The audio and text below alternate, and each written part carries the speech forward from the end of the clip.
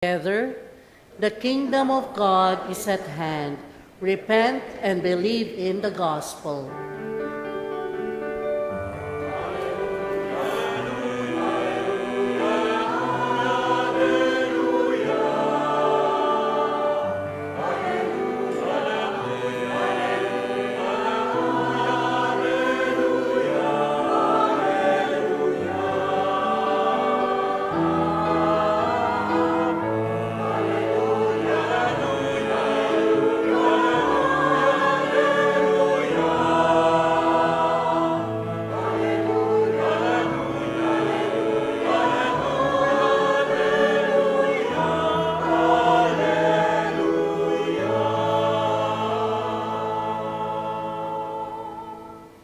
The Lord be with you. And with your spirit. A reading from the Holy Gospel according to Matthew.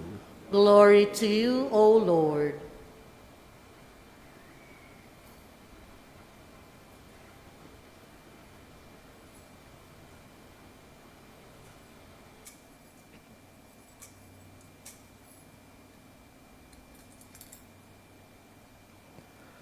At the sight of the crowds, Jesus' heart was moved with pity for them, because they were troubled and abandoned, like sheep without a shepherd.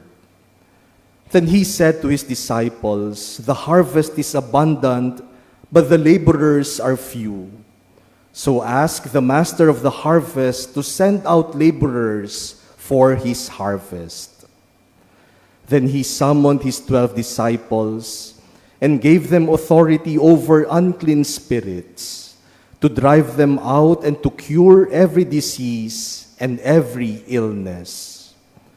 The names of the 12 apostles are these: first, Simon called Peter, and his brother Andrew; James the son of Zebedee, and his brother John; Philip and Bartholomew; Thomas and Matthew the tax collector; James the son of Alphaeus and Thaddeus; Simon from Cana; and Judas Iscariot, who betrayed him.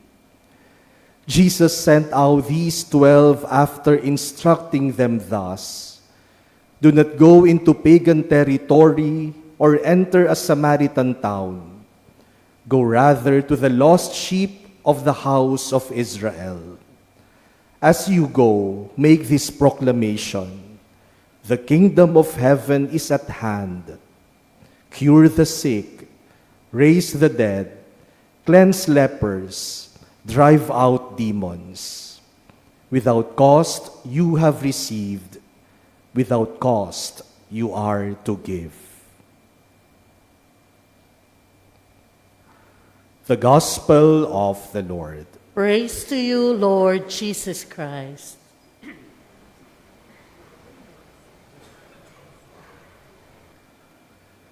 My dear brothers and sisters, one common tendency among us is that we wait for others to begin before we act. We wait for others to make the first move, or to take the first step, or to take the initiative before we follow.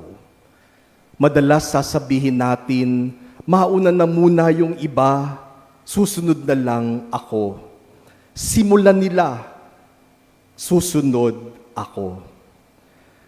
No one wants to make the first act or to take the initiative. But our readings this Sunday remind us that God does not simply wait, that God always takes the initiative. In our first reading, the Israelites have just been freed from Egypt, and they are now in the desert.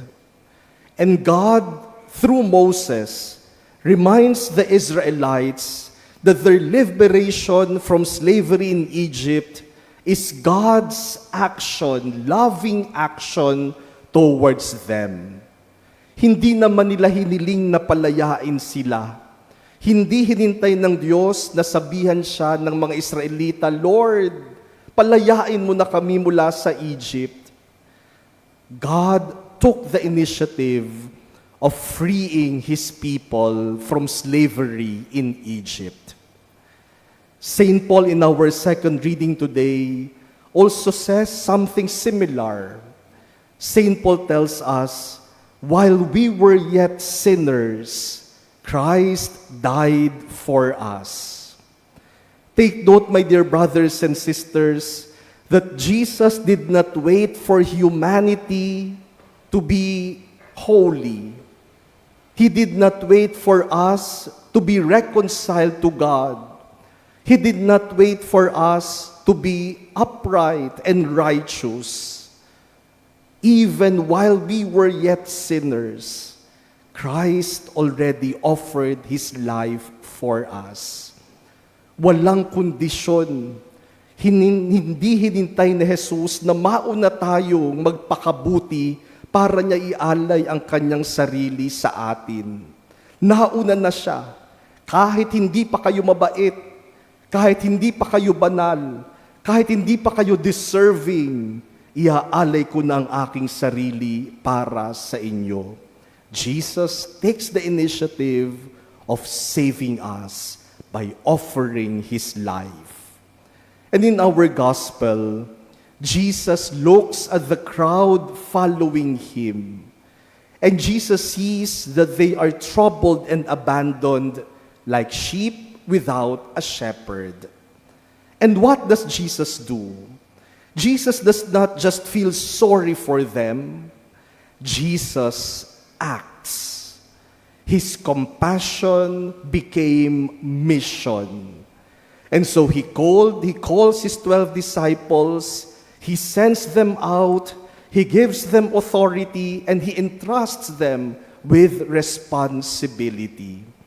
Hindi na Niya hinintay na makiusap yung mga tao sa Kanya. Nauna na Siya sa pagtugon sa pangangailangan ng mga taong sumusunod sa Kanya. Jesus takes the initiative of responding to the needs of the people following Him. My dear brothers and sisters, our God always takes the initiative. He always makes the first move because that is what love is all about. Love always moves first. Love always takes the initiative. If you are truly loving, you do not ask, you do not wait for your beloved, for you to love him or to love her. You just love, even if you are not loved in return. You do not wait to receive in order to give. You take the initiative of giving because you love. You forgive, even if the person is not yet sorry, simply because you love.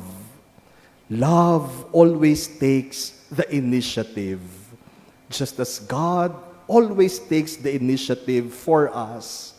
Kahit hindi pa tayo nakikiusap sa Kanya, kahit hindi pa tayo nagdarasal, kahit hindi pa tayo mabuti at matuwid, magmamahal ang Diyos sa atin. My dear brothers and sisters, if that is how God treats us, do we take the initiative in our own lives?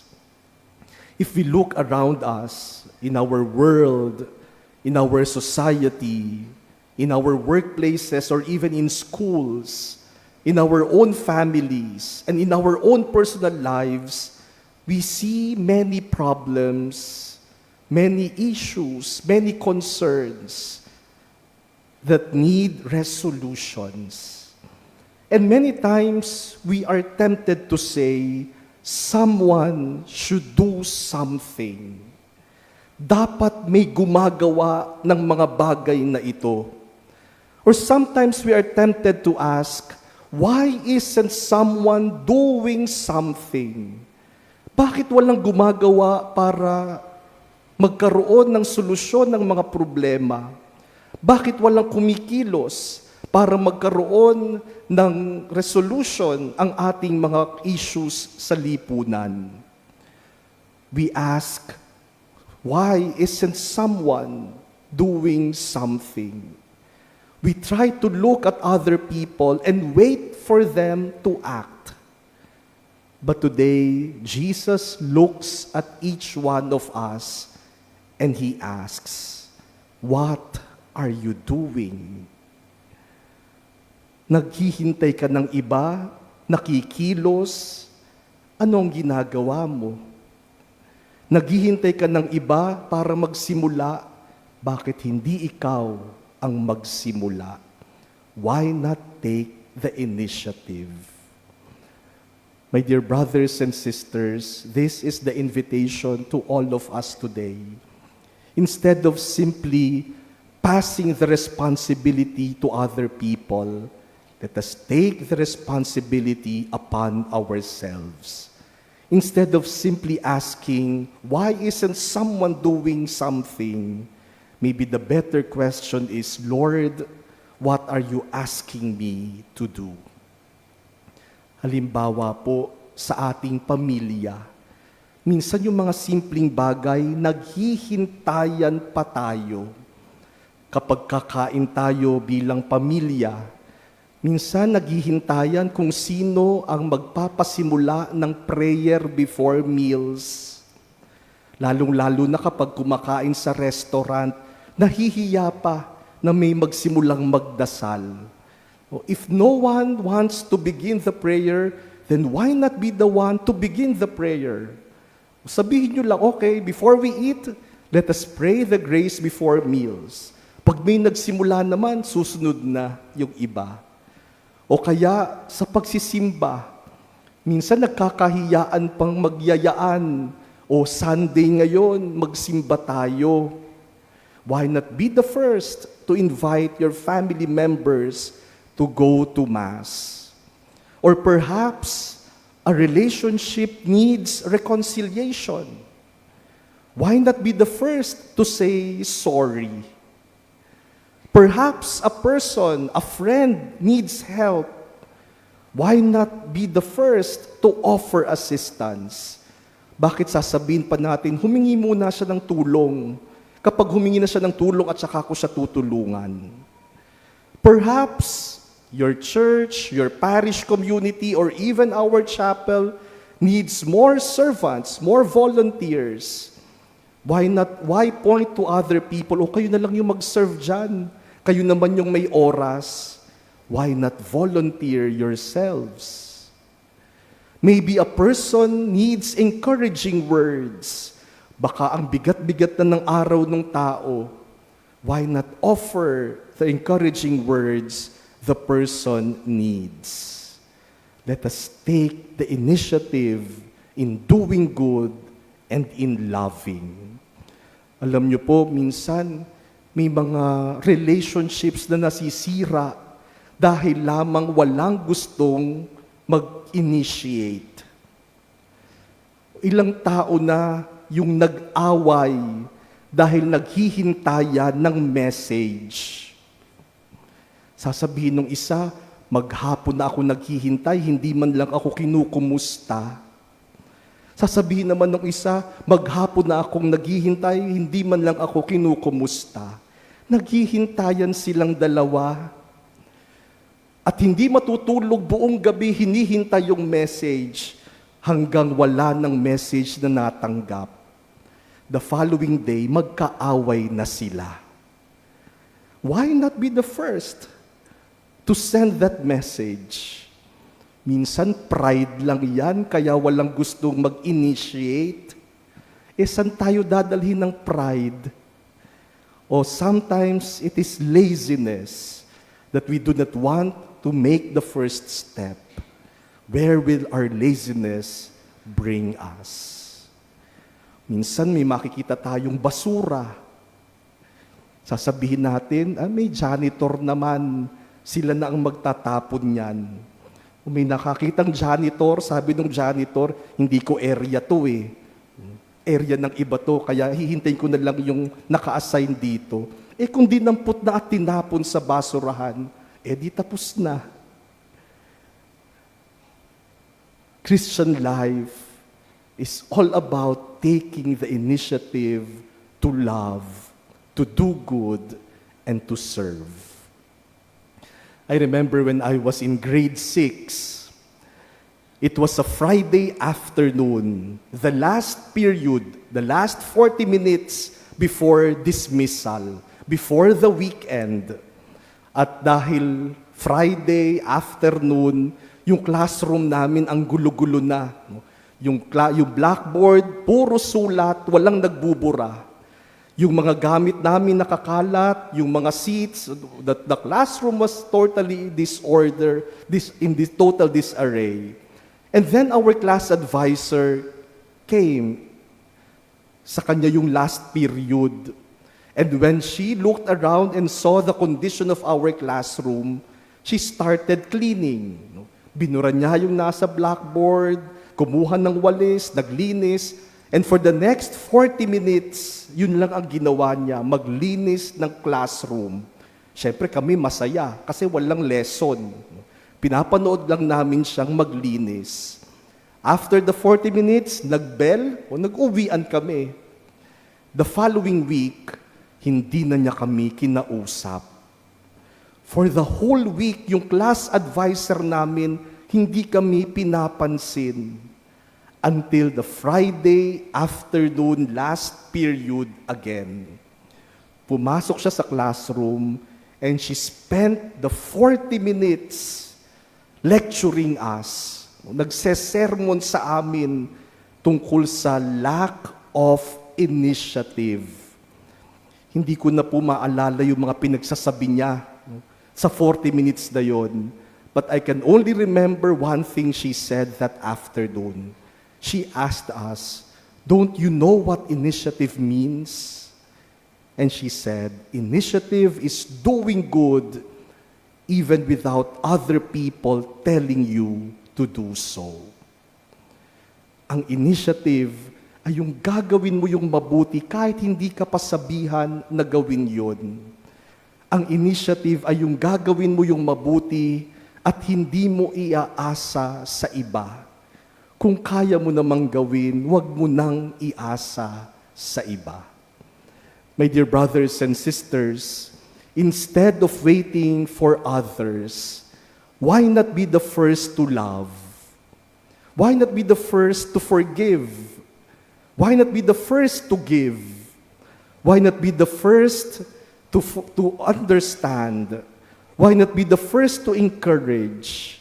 Why not be the first to serve? Why not be the first to do good works? Let us do good and let us love even without others telling us to do so.